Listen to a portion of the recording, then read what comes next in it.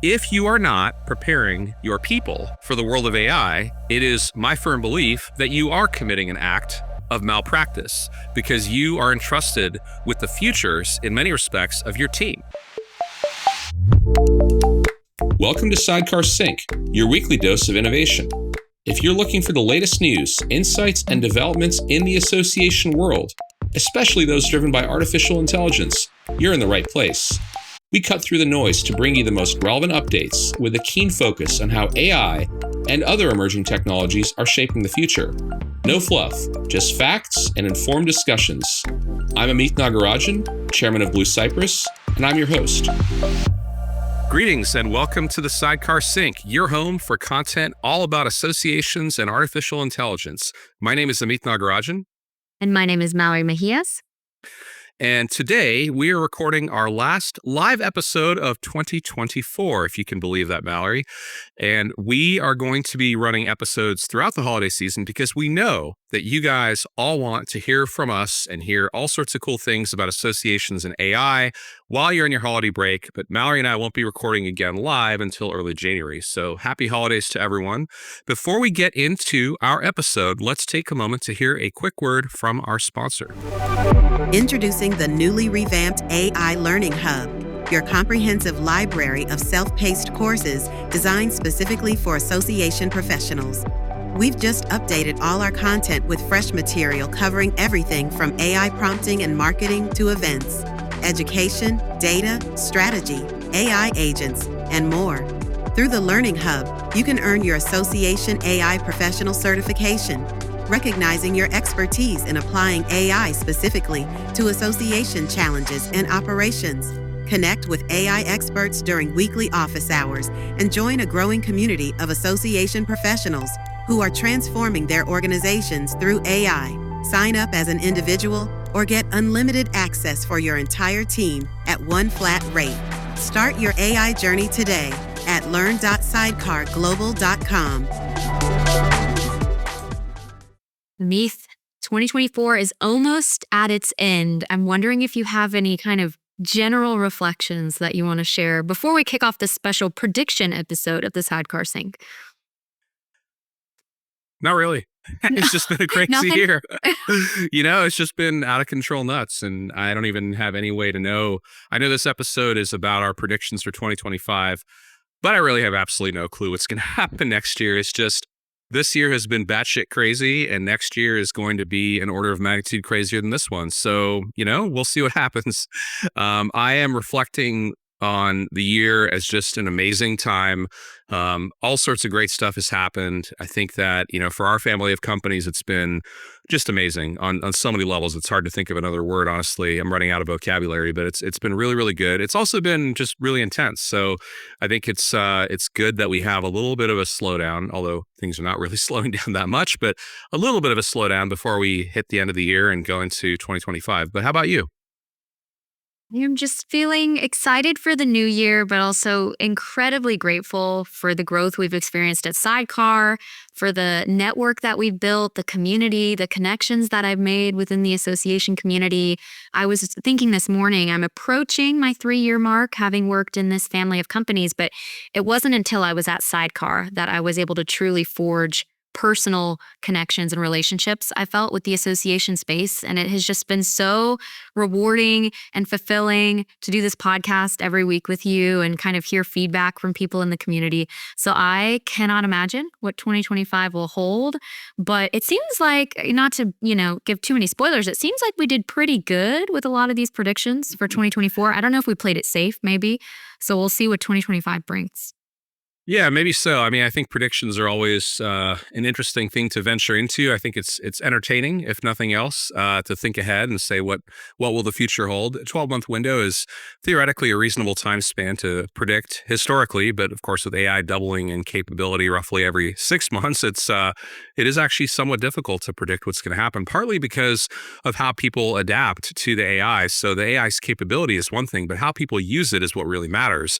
And so, what will people do in 2025? Will a number of people who've been somewhat on the sidelines, will they take it more seriously? And will they really step on the gas and go for it? I certainly hope the answer to that question is a strong yes.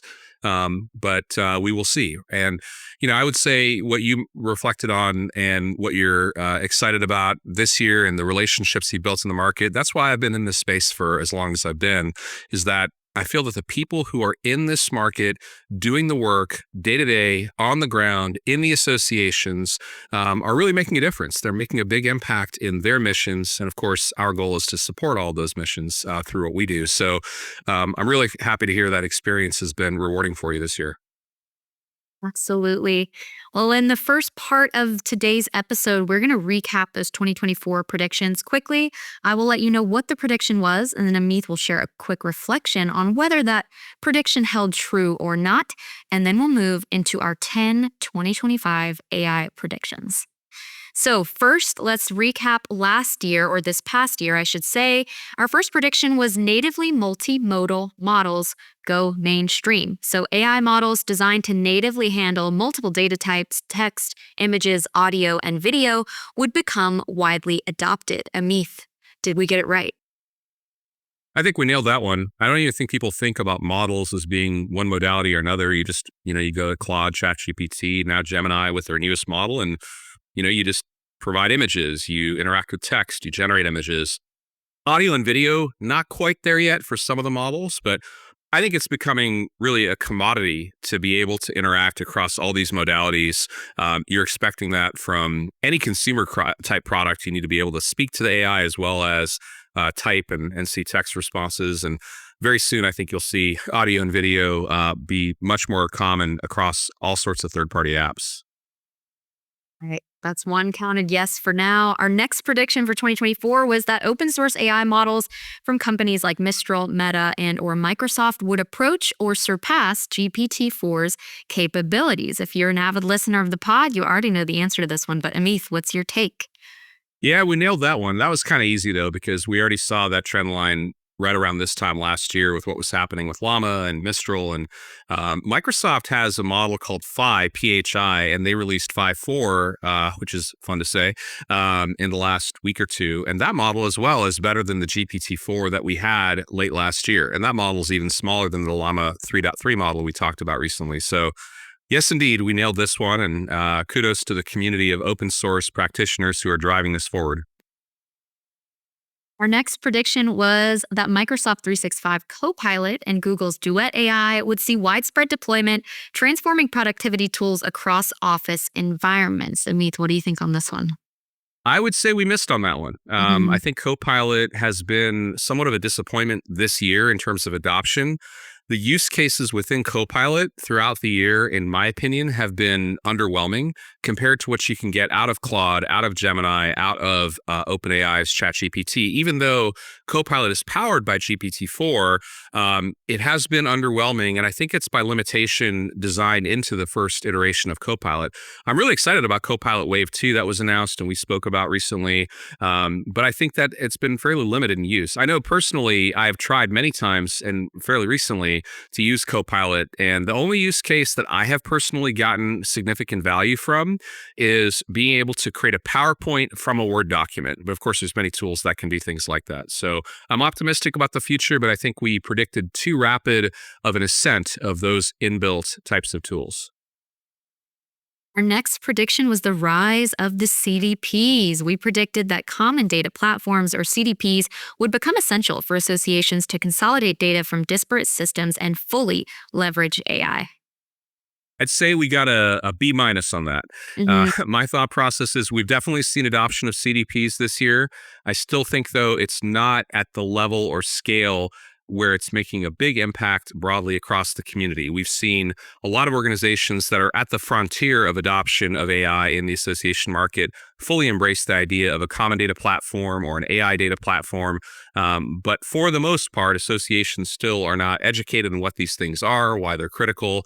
So I think, the future is still very bright for this. I think it's a critical technology to solve problems, but we were perhaps a bit optimistic on the uptake for 2024 itself. We're an optimistic podcast, so that makes sense. The next prediction we had was consumer expectation for AI-enabled brands. We said consumers would expect AI-driven features like 24/7 chat support, and brands not adopting AI might be seen as outdated. What do you think on this one? I might be an outlier, Mallory. You tell me what you think, but I already expect this out of every brand I deal with. I get fed up really quickly now if I have, more of a classical robocall type experience. Not that I actually think most brands are going to have it, but the ones that I am interacting with more regularly when they have it, I'm pleased, whereas I'm not pleased when I don't have that experience. How about you?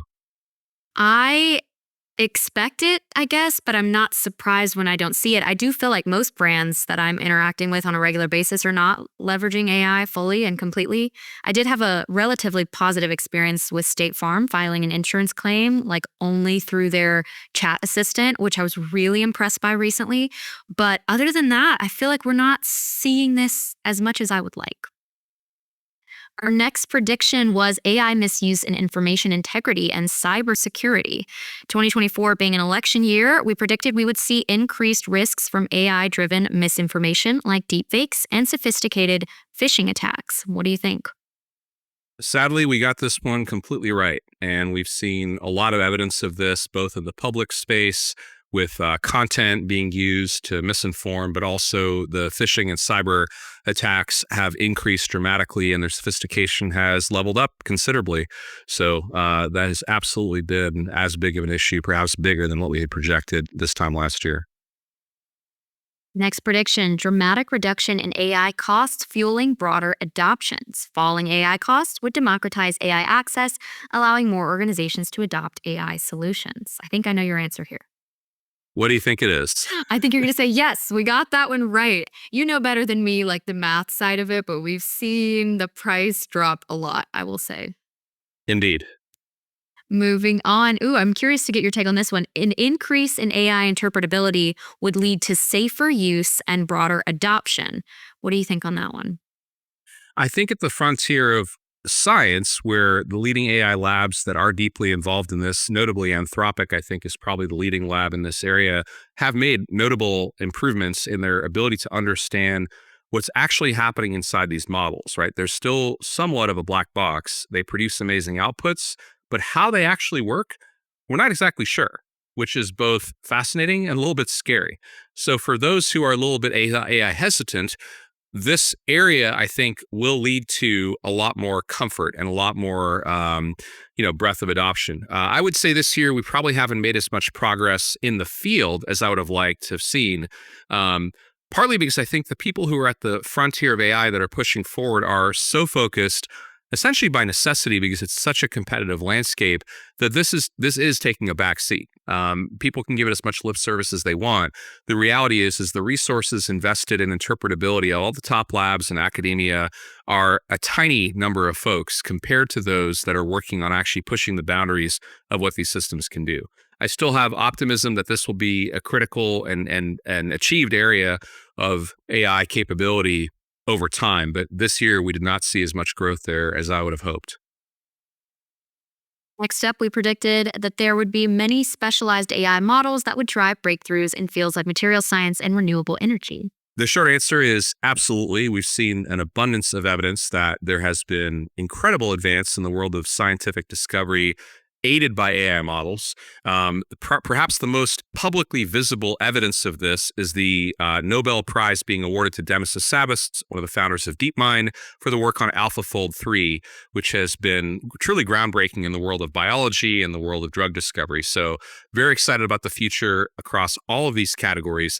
Right now, these models, to be clear, are assisting people who are making discoveries. So the AI models are not coming up with hypotheses to then test and iterate. The AI models are helping with predictions. They're helping with understanding.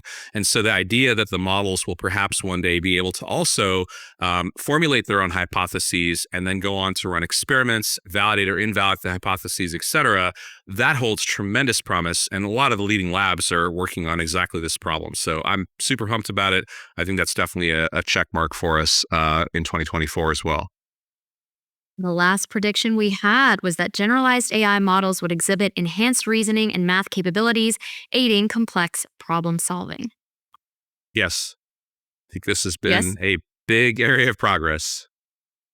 Well, awesome. With that, we're moving on to next year, to 2025. Our first prediction might not surprise you. We're predicting that AI audio will match human latency in conversational response times. So essentially, AI-driven voice assistants and chatbots will achieve response times indistinguishable from human conversation, reducing delays to under 200 milliseconds. And we predict this improvement will make interactions with AI and customer service, virtual assistants, and real-time translation feel seamless and natural. So Amit, what do you see as kind of those immediate near-term outcomes of AI audio matching human latency? Well, my first hope for this would be that Siri doesn't suck. That would Yeah, be helpful. that would be I just used nice. Siri this morning and it was like, are we still using this thing? I mean, I use it because it's built into my iPhone and I'm trying to like text people while I'm driving. Of course, I'm not actually using my phone, but I'm talking to Siri. So think about that though. So Siri is an extremely broadly adopted AI type tool, but using ancient technology.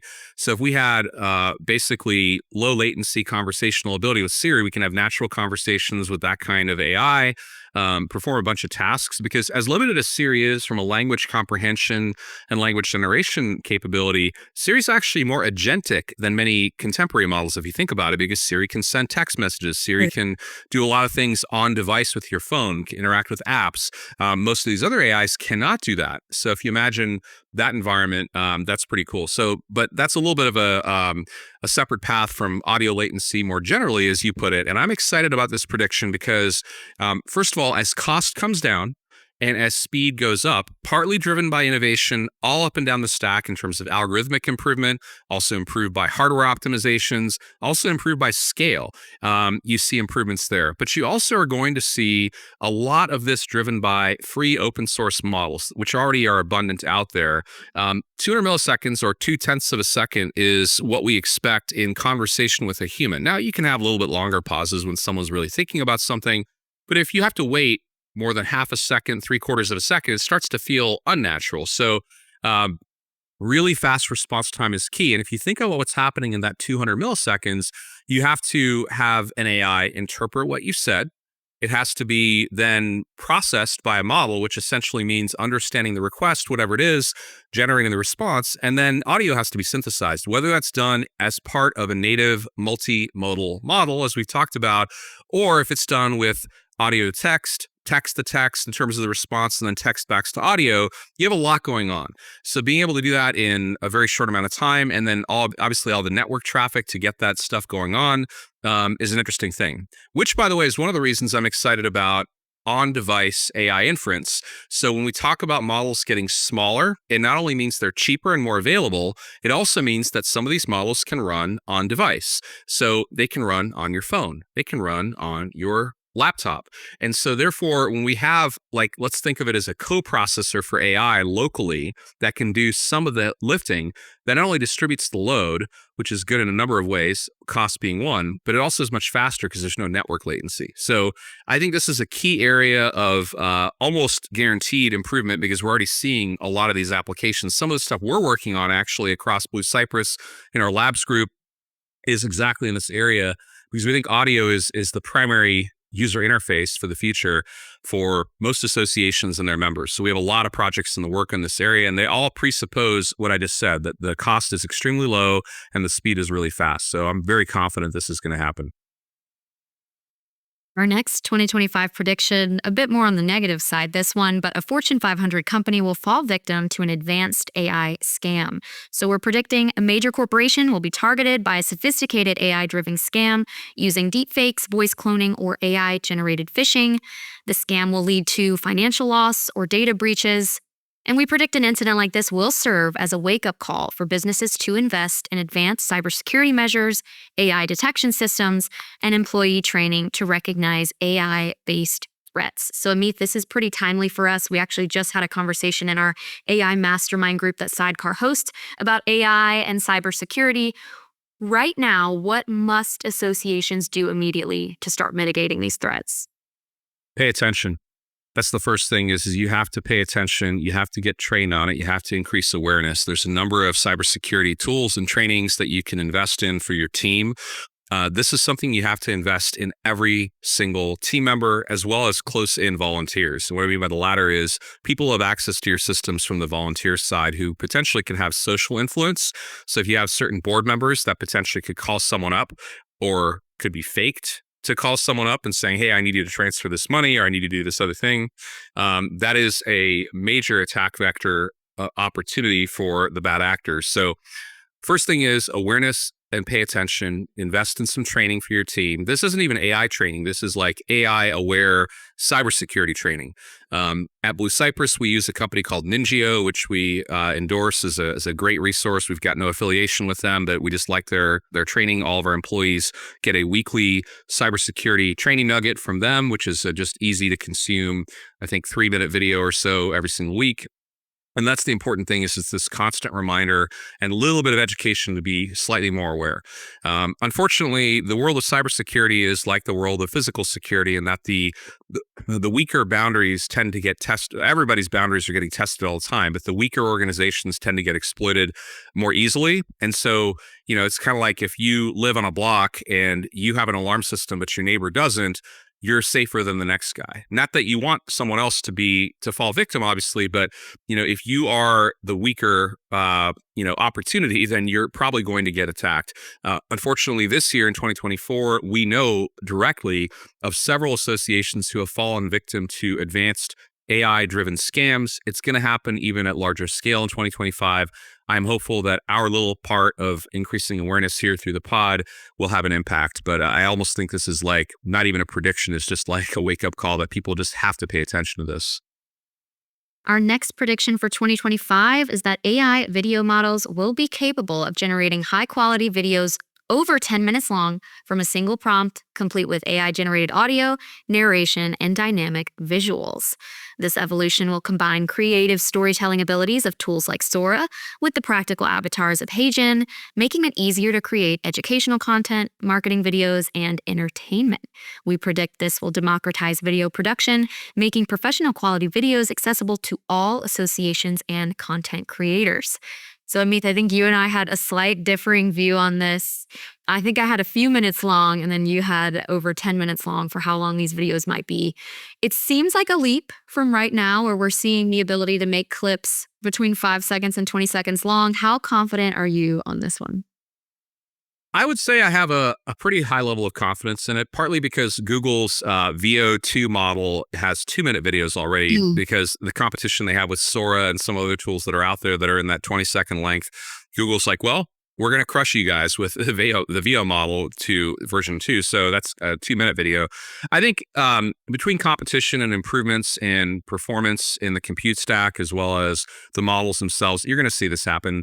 I'm pretty confident of it. And whether or not we're right about 10 minutes or if it's 8 minutes or something like materially longer that enables use cases that are non-trivial, right? So right now, there are actually non-trivial use cases today. They just have more to do with like really short nuggets of content, more perhaps for advertising, creative stuff like that. But you're not going to stitch together a bunch of Sora clips to make an e-learning course.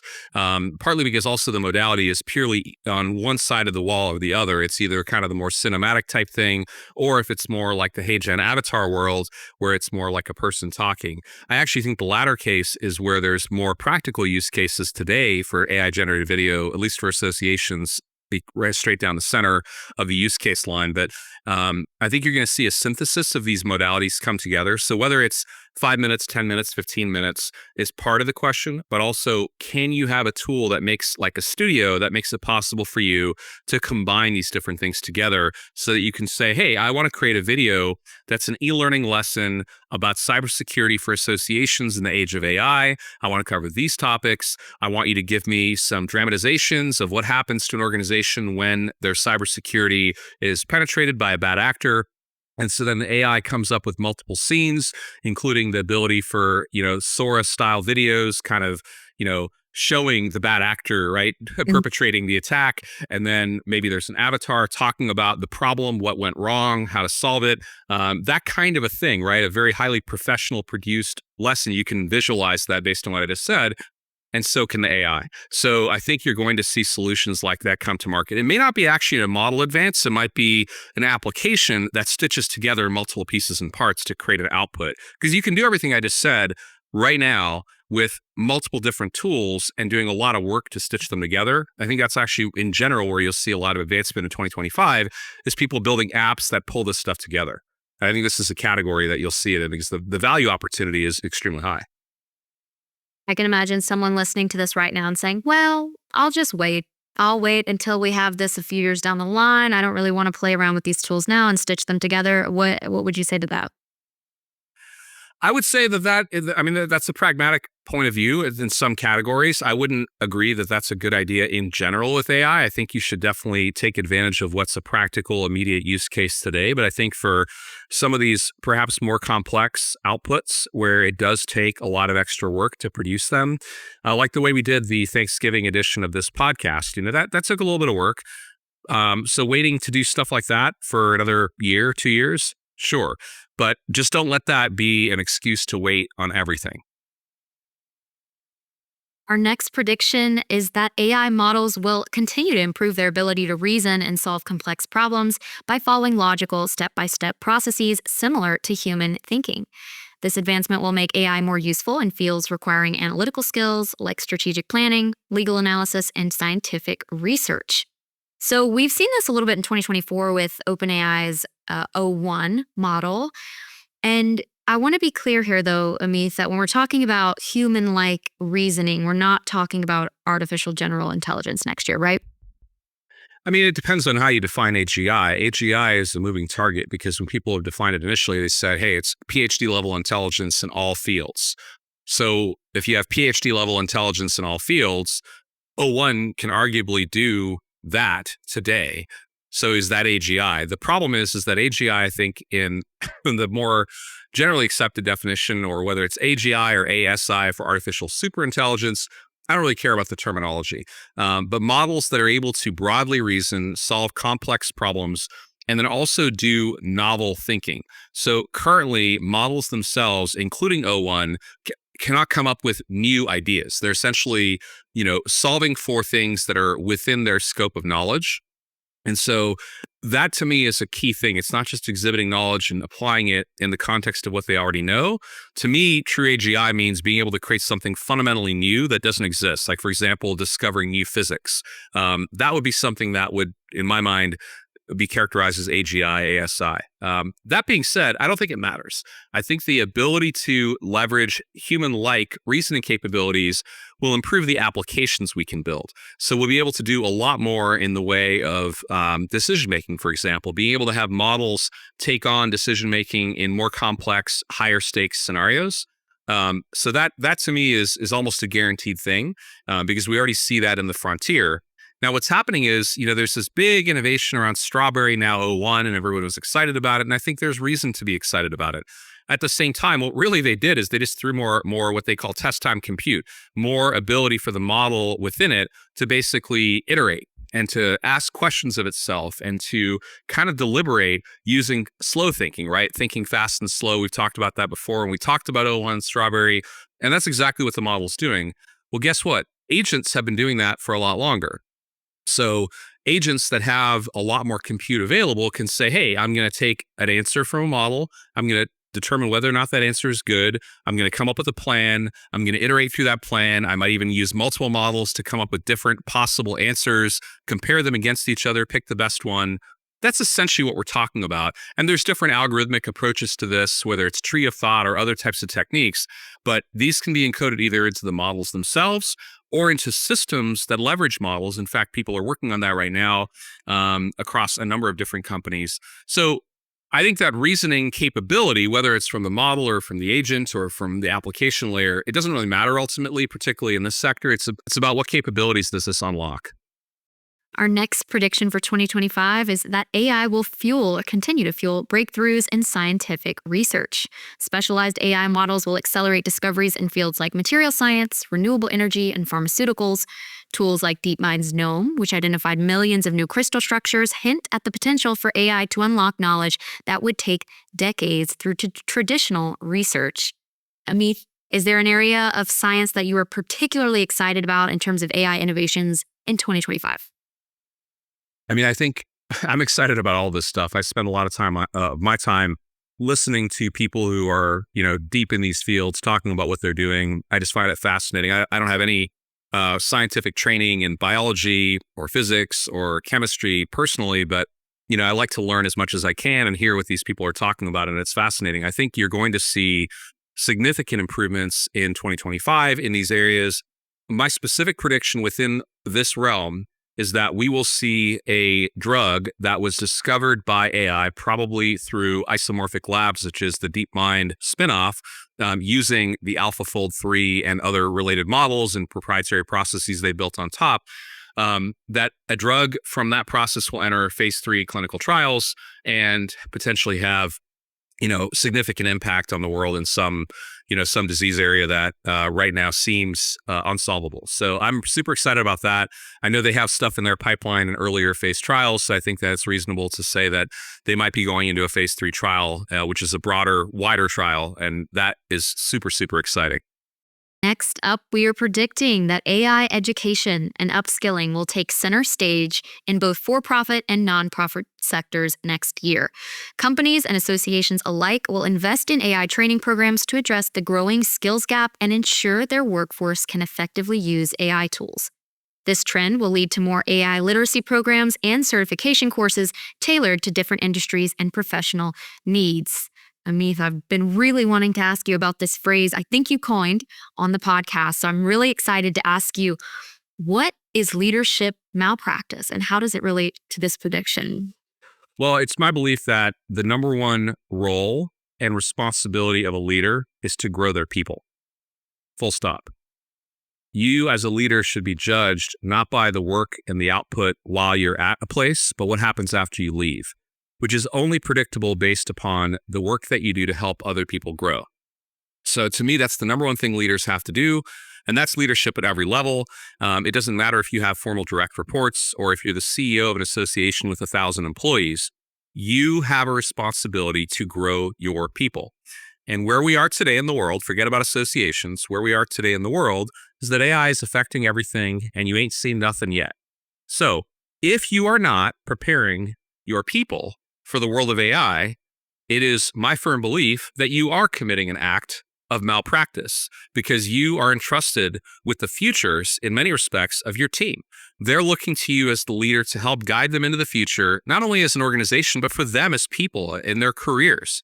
So I think it's your responsibility to help them find their way in the age of AI, as challenging and as scary and as difficult that is in terms of for all of us, right? We have no idea what's happening next at the end of the day, certainly beyond 2 years. So what do you have to do? You have to get people started on their journey. You have to encourage them and frankly, in some cases, force them. You have to do that because otherwise you are guaranteed to be walking your people into a meat grinder. They are going to be unemployable in a very short period of time, and it will be your fault, at least largely your fault, if you are not helping them learn. So I know those are very strong statements. That's intentional. I am urging every leader in this market to learn themselves, to learn, and to push their teams to learn. And we see a lot of people seeing success with this, right? Sometimes people on a staff are concerned, they're scared about what the future looks like with AI. And the best thing a leader can do is say, listen, we share those concerns. We don't have answers, but we do know that if we don't learn this stuff, we are definitely going to be obsolete. So, the future is going to be one where AI plays a major role. And if you're not helping your team prepare for that, that is why I use such a strong term as saying you're committing an act of leadership malpractice. So that's my logic behind that. It also tends to catch people's attention. So my belief is that in all sectors, there will be a heavier emphasis on AI education.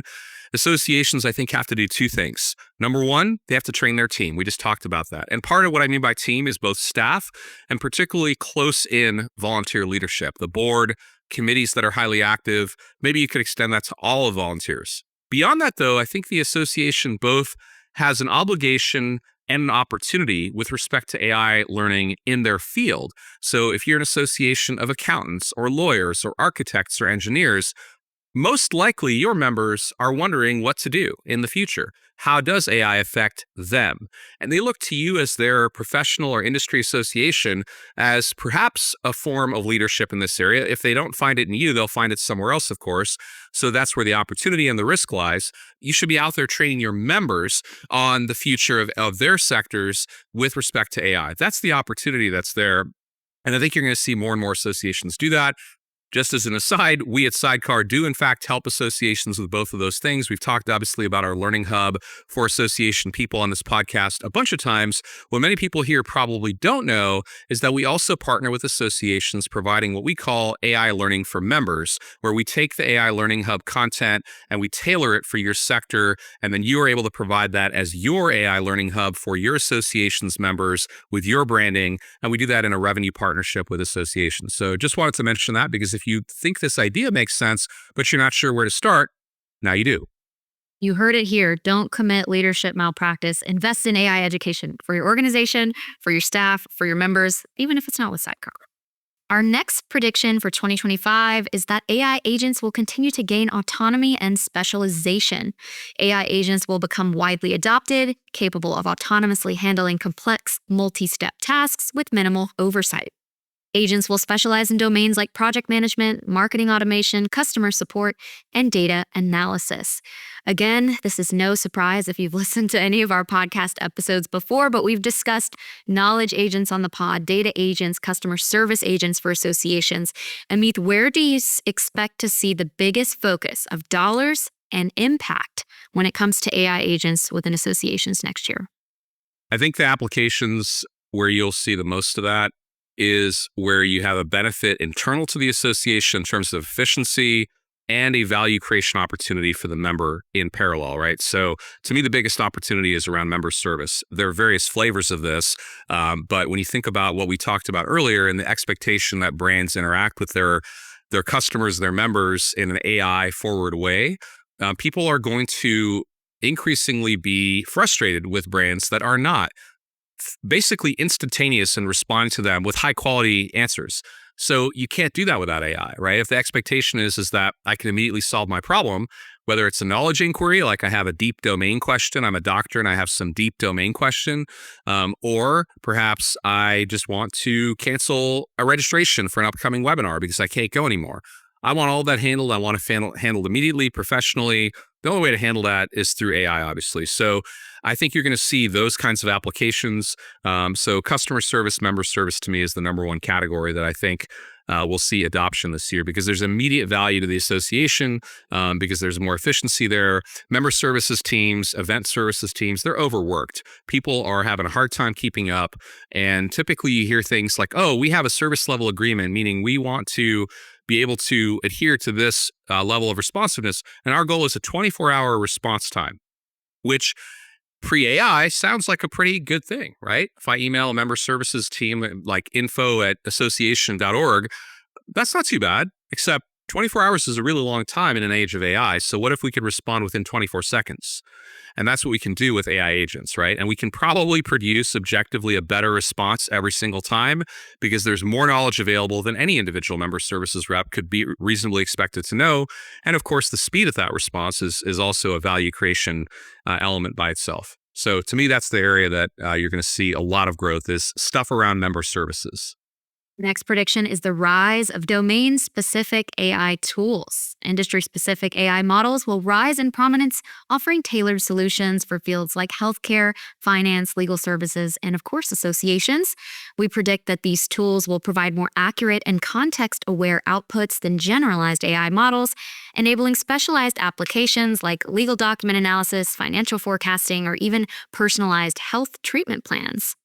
You kind of touched on this a bit earlier, Amith, but do you see it as a responsibility of an association, a particular domain, legal, healthcare, manufacturing, to kind of keep tabs on these industry-specific AIs and decide to endorse or maybe not endorse them? I think the keeping tabs part 100% is a responsibility of the association, because your job is to know what's going on in that field. And if you don't know about the AI capabilities of this level of importance in your field, you're not really serving your sector, because you're teaching them how to do things in a world where these tools don't yet exist. And if the tools do exist and they're having an impact, it's a very important thing for the association to be aware of it and to inform their membership about it.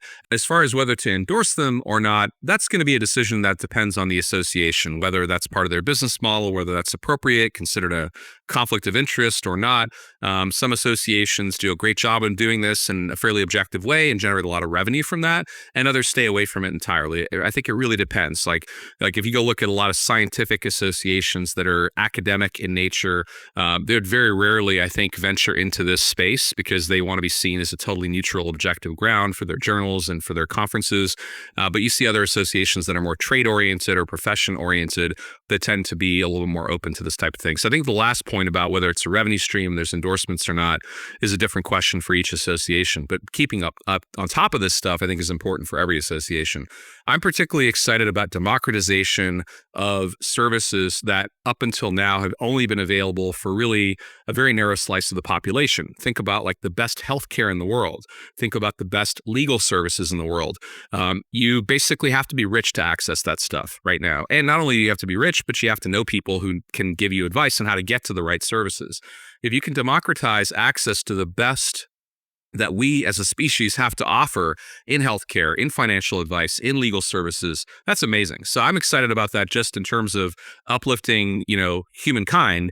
And I think the association plays a critical role there.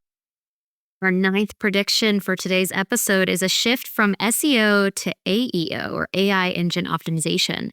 As AI-driven search engines and chatbots like ChatGPT, Gemini, and Perplexity, just to name a few, reshape how people find information, we're predicting that traditional search engine optimization, or SEO, will give way to AI engine optimization. Organizations will need to optimize content for AI-generated answers and recommendations to stay visible and relevant. Amith, if you were an association CEO right now, would you stop investing in deep SEO work, or do you not think that we're there yet? I would not stop investing in SEO. First of all, a massive amount of traffic still comes from traditional search, and that's important to most associations. I would be aware of this whole idea of AI optimization, or AEO. I think it's an important concept. Ultimately, I think this stuff is just basically traffic generation, right? So whether it's through quote unquote AI tools or traditional search tools, it doesn't really matter. It's how do you make sure that your content is found? And so that question will always be relevant because you have to be able to get people to your content to drive the rest of your business functionality. So I think it's going to be very important. I think you're going to see people start to pay much more attention to what's happening inside ChatGPT, inside other tools. I mean, clearly everyone's going after everything. Google wants to be the AI company of choice because they want to retain the traffic. So does Meta. Meta has more visitors on their chatbot, which is the Meta AI site, than actually anybody else because they have their entire, because they include in that people who use it in app. So they're definitely someone to pay attention to. They didn't build the Llama 3 and Llama 4 coming models. They didn't build that out of the goodness of their hearts. They built that stuff because they want to dominate AI to make sure they retain traffic in their social tools and generate a lot of revenue, a lot of profit. So that is 100% one that you're going to be seeing more and more. So bottom line is, AI and AI tools are going to have more traffic. Therefore, there's going to be a need to find a way to be discovered in those kinds of tools. Our last prediction for 2025, it's a fun one. What did we call this, Amith, at the top of the episode? The rise of the robots, or the robot takeover? Not quite. We're predicting humanoid robots will gain traction in industries like retail, hospitality, and healthcare, performing tasks like customer service, logistics, and even caregiving. Advances in robotics and AI will allow these robots to work alongside humans more effectively. While they won't be ubiquitous yet, their presence will increase, driven by labor shortages and efficiency demands. I mean, some people might say robots are just another way for AI to take human jobs, but I know you often have kind of a positive spin on humanoid robots, so what do you think of that? So, I think there's, like everything else, there's two sides to this. First of all, like on the prediction itself, I think you're going to see these types of robots gaining traction for sure. Definitely things behind the scenes, right? In warehouses and in environments where tasks that require interaction with the real world are going to be aided by these kinds of tools. As far as the perspective I have on it, I think it's both good and bad. On the bad side, yes, potentially you have a radical and rapid displacement of a number of sectors of the labor economy, which is challenging on a number of levels, but it's been happening for a long time, obviously, as well with other technological shifts. I just think it's happening faster now than ever before. So that's a potential concern, obviously. But then the other side of it is that there's a lot of categories where labor is in extreme shortage. Think about healthcare. You mentioned that. So caring for the elderly, both very difficult to find, for example, in-home care for an elderly person that needs support, needs really the support to be able to even safely use the restroom, something like that. And there's a lot of issues there. It's both from a cost perspective and the availability of resources, very, very difficult. So could robots potentially make a big difference there? I think so. And that's exciting. That potentially opens the door to healthier, longer lifespans for people in that particular subcategory. But just more broadly, I think there's a lot of areas where we can get more done and create abundance. So I'm optimistic about this. I think you're going to see companies that are more, kind of forward-looking, starting to experiment with this stuff, even in a visible way for customers. And then you're going to see some companies that are a little bit more hesitant, that maybe do some small experiments behind the scenes, but start to really think about like how they can level up and improve the quality of service to their customers as well. So to me, I think that the technology behind this, largely the solutions to this are certainly not complete. But if you think about the advancements just this year in a number of companies that have produced significant, capabilities in these robots, I think that in 2025, seeing them deployed at scale in a number of industries is almost a given. Well, that is it. That's a wrap on our 2025 top 10 predictions and our last live episode of 2024. Amith and I want to thank you all for tuning in, whether that's audio only or you watch us on YouTube. We truly have a blast recording these episodes every week, talking about AI for associations, and we are so thrilled to be doing it all again next year. And our New Year's resolution is to make our content even better. So with that, everybody, happy holidays, and we hope you have a happy new year. Thanks for tuning in to Sidecar Sync this week. Looking to dive deeper? Download your free copy of our new book, Ascend, Unlocking the Power of AI for Associations at ascendbook.org. It's packed with insights to power your association's journey with AI. And remember, Sidecar is here with more resources from webinars to boot camps to help you stay ahead in the association world. We'll catch you in the next episode. Until then, keep learning, keep growing, and keep disrupting.